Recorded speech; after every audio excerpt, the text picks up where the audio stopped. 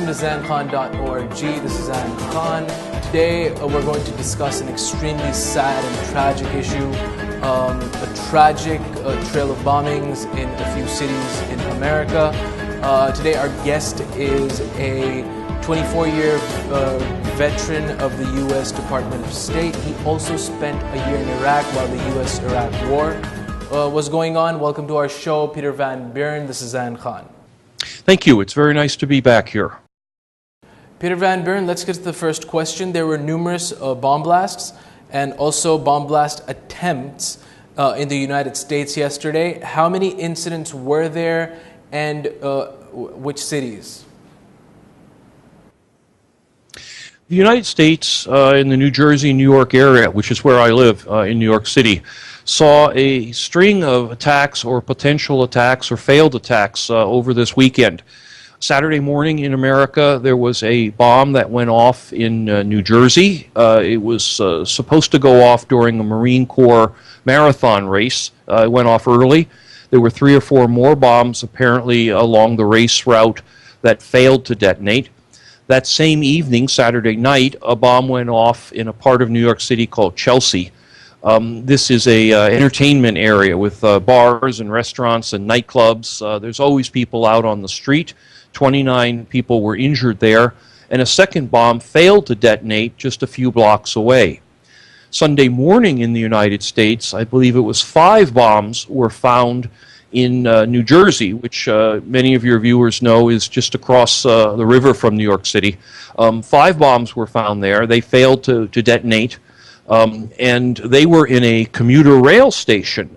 Had they gone off, they would have probably killed an awful lot of people riding the trains to and from New York City.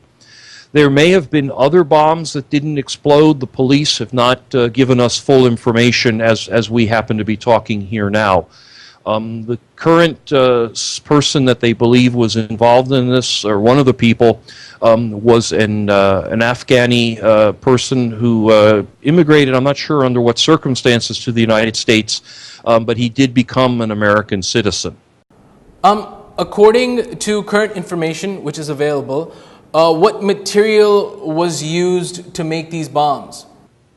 Again, the police have been a little hesitant to release too much information, but from what we know in the media now, the bombs in New Jersey Saturday morning were called pipe bombs, which is where an explosive is put inside a piece of water pipe, and that blows out metal fragments. The bomb that went off in Manhattan in the Chelsea district, and the one that failed nearby, were apparently what they call pressure cooker bombs.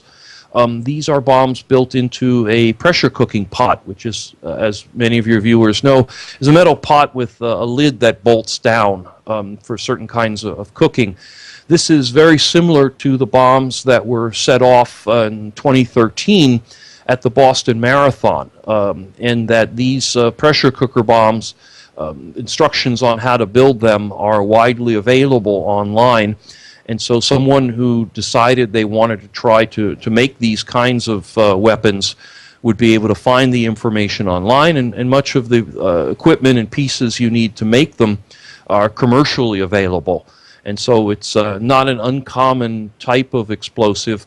It's not dissimilar to some of the IEDs that were used in Iraq and Afghanistan in the early days of those wars. Not very sophisticated, complex bombs, but they harm people nonetheless. Okay, Peter Van Buren, last question. What information do we currently have about the bomber? There's been very little information that's been currently released to the media.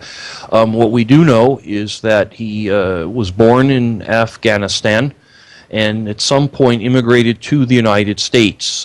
His father and mother also live in the United States, so it's possible he came over as a child. I believe the man is 23 years old. They're all American citizens now, naturalized. His father ran a small restaurant in New Jersey. I don't know much about the person arrested, what his job was or what he was doing at the time. He was shot in the process of being arrested. He shot at the police shot back at him, And I know that he's currently in the hospital somewhere here in New York, obviously under heavy guard. And any discussions, any interviews or interrogations the police have conducted have not been released.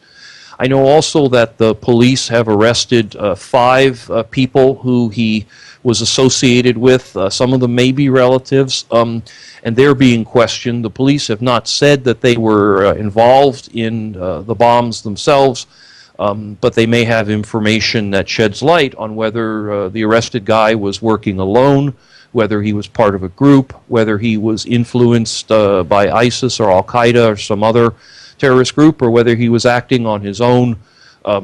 We don't know that information. I suspect a lot more will be coming out over the next few days, particularly as his health improves to the point where the police and the FBI can really start to ask him some questions.